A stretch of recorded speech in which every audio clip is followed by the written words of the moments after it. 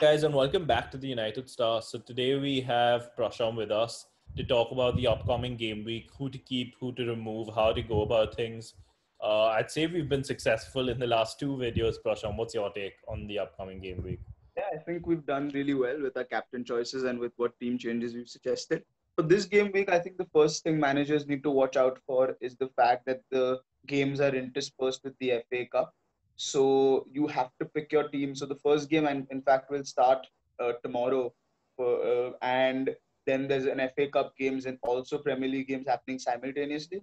So you are going to be very unsure of who's going to play when and what injuries might surface in the FA Cup games. So I'd suggest have a very strong bench. Have all playing players this week if you can. All 15 playing players will help you a lot because you never know who might get rotated or who might get injured. So that's 100%. You must look at that. The second thing, the big teams, if we're to look at Manchester City and Liverpool are playing each other. For all you know, that might be for the title. We're shooting this before the Chelsea game, so we don't know exactly what's going to happen, but that might be for the title. And if it is so, I don't think City want Liverpool to win it at the Etihad. So I think that'll be a difficult game. I think that'll be a very difficult game. Of course, you can't not have the likes of De Bruyne and Salah in your team because if they get points, they're going to get a lot of points and you can't miss out. But it might be the week to go for other teams because Wolves are playing Aston Villa. So you could even triple up on Wolves. You could get Adama Traore, and I think he is just absolutely on fire. He has been incredible. And Jimenez, of course, like I've said before, he's a bank. You can keep getting him in. Another team is Newcastle United. They've looked solid after the restart, and they're playing Bournemouth, who have looked absolutely horrible after the restart. Yeah. And it's an away game for them, so their home record is much better. But yet, like the defenders from there are a good option, or someone like Alinson Maximan if you want to go for a complete differential option. Leicester and Everton is going to be a very tricky game. I don't know if I might pick a Dominic Calvert-Lewin, but I do not know because Leicester's looking shaky. Everton have not set the world on fire after coming back, given that the first game was against Liverpool. But that is another tricky fixture, I feel. United, we've already spoken about in our captain's video, but I feel United has the easiest game out of all the teams going in. And you'd expect them to win. So that's another team you can triple up the long term on. Yeah. Chelsea are playing West Ham. West Ham is a tricky fixture. Why I say that is because at the end of the day, it's a London derby and it never comes easy. But I expect Chelsea to win that. And the only problem I have with Chelsea is I don't really know if Pulisic is going to start or Abraham is going to start or I have no ideas. And Willian is probably going to start, but I don't know. I cannot commit to that. And that's why I'm a little hesitant on Chelsea players. It seems a little lackluster. It seems a little haphazard into who gets points from FPL terms. So that is the only consideration I'd make for the Chelsea team. The interesting game, I think the game I'd pick out for this week is Tottenham versus Sheffield.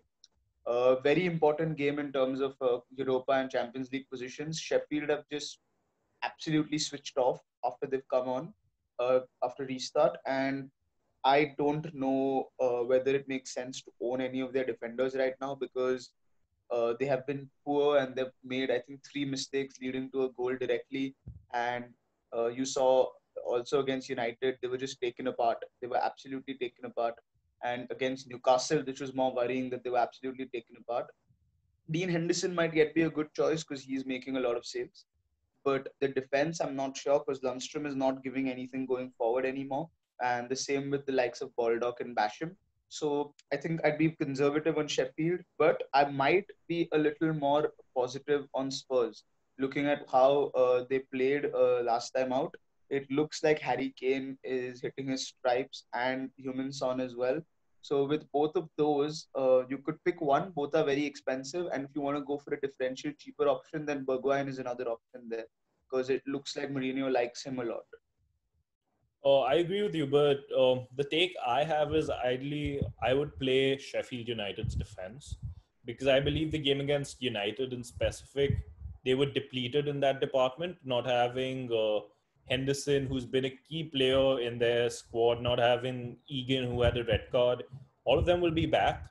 and plus they will be motivated and pushed to get that Europa spot. Somewhat similar to Spurs. So and let's be honest, the Spurs game against West Ham, the handball, Kane getting a counter. Sheffield aren't like that, so I wouldn't discount Sheffield. I would keep players out there, and I definitely agree with your United point of view for Manchester United to stock up on the United players, especially a defender, because the if in the last 12 games or 13 games we've scored 33 and conceded 3. So there's no reason why we shouldn't have a United defender in our team. So I completely agree. If I had to ask you to name one differential, maybe from the relegation sides of, let's say, Norwich or Aston Villa, would you pick Grealish, or is there any other player in mind after seeing the first? Um, I'm not sure about Grealish because the simple fact that he is going to be playing Wolves this week. So I'm not sure about that. But if I have to pick one player, I might actually go for. I don't know if you count Watford, but like they're very close to relegation as well. So I might go for Sar, Ismaila Sar. Maybe I'd pick him because very good player, very energetic player, and I think he can actually cause a lot of problems. And even against the big teams, he can make a goal or he can get an assist. Like what I've seen of him has been very exciting. So I'd probably go with Ismaila Sar. Okay, that's interesting. So just a quick roundup and confirmation. Would you promote picking players from City, Liverpool, Everton, or Leicester, or would you drop that idea altogether? So for this game week, of course, I wouldn't drop City or Liverpool players from my team. I wouldn't transfer them out, but I might consider them not starting them at all if that is possible. Because Guardiola has already spoken about rotating players. He's more focused on the FA Cup, of course, because he can actually win that. So he's already spoken about that. So I wouldn't drop them. Liverpool players, if they do win the league, you could consider dropping some of the more expensive ones because they might not start that regularly. You could consider that. I mean, Liverpool don't have anything else to play for. So, True, I true. mean, But this could be an opportunity for them to test their young players. But beyond that as well, I would not. I would consider maybe dropping Everton and Leicester players because Leicester look haphazard and Everton have really hard fixtures. But these are the two teams I'd consider dropping from to try to triple up to Wolves or United players. okay, cool, Prasham. I think that's about it, guys. We've covered up how we think Game Week 32 is going to plan out. Let us know who you would like or dislike in your team, or who you'd be transferring in out. And we'll see you next time, guys. Like, share, and subscribe. Bye bye.